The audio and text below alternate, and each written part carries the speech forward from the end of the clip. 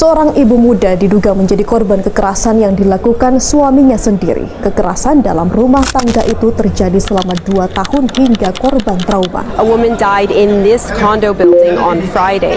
RCMP say she was a victim of alleged domestic. Sementara itu Komnas Perempuan mencatat jumlah kasus kekerasan di dalam rumah tangga di Indonesia seperti yang dialami oleh Lesti Kejora terus mengalami tren peningkatan. Ya, bahkan dari 2.000 lebih laporan kekerasan kasus KDRT terhadap istri menempati. Belakangan ini, kasus-kasus intimate partner violence atau IPV sudah sering banyak muncul di berita. Dan sayangnya, banyak korban yang tidak tahu harus mulai mencari bantuan dari mana. Intimate partner violence atau IPV adalah kekerasan yang terjadi dalam hubungan intim, baik dari segi fisik, emosional, seksual, maupun digital. Semua orang yang mengalaminya berhak untuk mendapatkan perlindungan, dukungan, dan penanganan yang tepat. Video ini akan menjelaskan terkait hak-hak pasien IPV serta penanganan keperawatan yang dapat membantu untuk meningkatkan keamanan dan kesejahteraan korban. Nah, kenapa langkah-langkah penanganan IPV ini penting? Karena korban IPV itu butuh ruang yang aman untuk bercerita tanpa rasa takut. Kemudian, keamanan digital juga penting karena banyak pelaku yang memantau korban dari handphone maupun media sosialnya. Kemudian, korban juga perlu untuk menyusun rencana keselamatan yang jelas agar kalau situasi sudah berbahaya, ia tahu harus kemana ia harus pergi ataupun harus mengadu. Dan yang paling penting, ia juga harus mengenali tanda-tanda tentang hubungan yang tidak sehat sejak awal.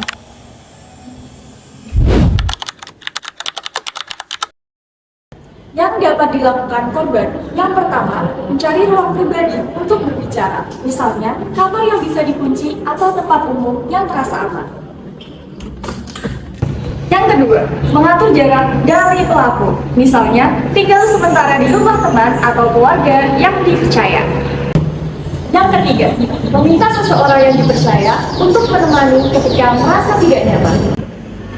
Yang terakhir, menyingkirkan barang-barang yang dapat menimbulkan rasa takut atau memicu ingatan terhadap kekerasan. Yang dapat dilakukan korban IPV antara lain, pertama, mengganti seluruh password media sosial, email, WhatsApp, dan mengaktifkan verifikasi 2 langkah. 2. Menghapus aplikasi yang terlihat mencurigakan atau dipasang tanpa sepengetahuan korban.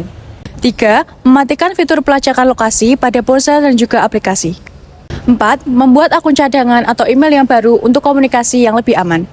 Yang kelima, mengatur privasi media sosial sehingga hanya orang-orang tertentu yang dapat melihat aktivitas online.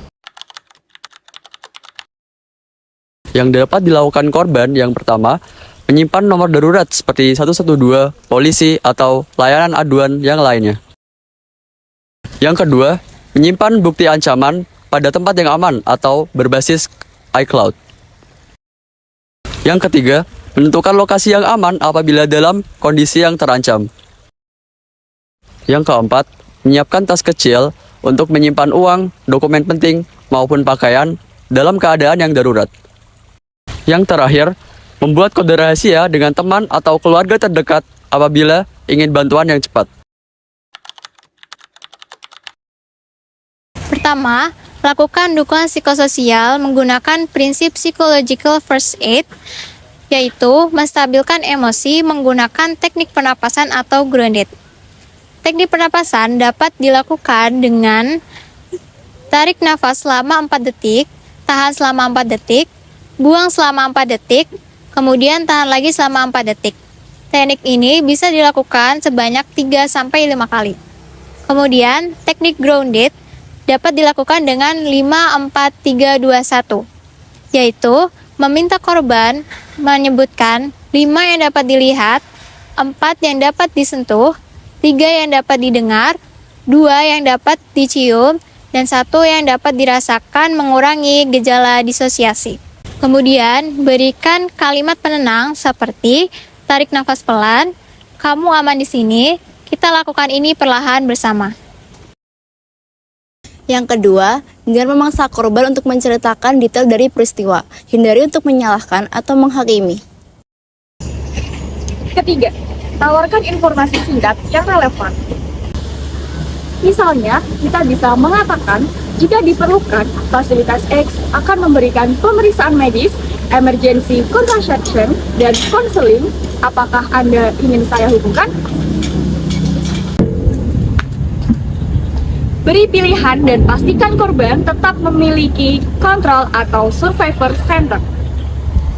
Semua berhak merasakan rasa aman, dihargai, dan dicintai tanpa adanya tekanan-tekanan dan ancaman yang membahayakan di lingkungan sekitar kita sendiri. Ketahuilah bahwa meminta pertolongan itu bukanlah suatu tanda dari kelemahan, melainkan kesiapan untuk memulai hidup yang lebih baik. Ingat, kita sangatlah berharga, kita penting, kita berhak dan layak mendapatkan kasih sayang yang sehat dari orang-orang terdekat. IPV bukanlah kesalahan korban. Kita tidak sendirian. Kita kuat, kita berani, karena kita pasti bisa untuk melewati ini semua. Jangan ragu untuk segera laporkan ke pihak berwajib, supaya bisa segera mendapat bantuan. Segera hubungi ke nomor 119 atau 112 seperti polisi, pelayanan kesehatan, atau pelayanan pendampingan, nama kontak yang tidak tercantum atau yang tidak tersedia. Kenali tandanya, ambil tindakan, dan selamatkan masa depan kita. Kekerasan bukanlah salah korban. Kamu berhak dilindungi dan juga didengar.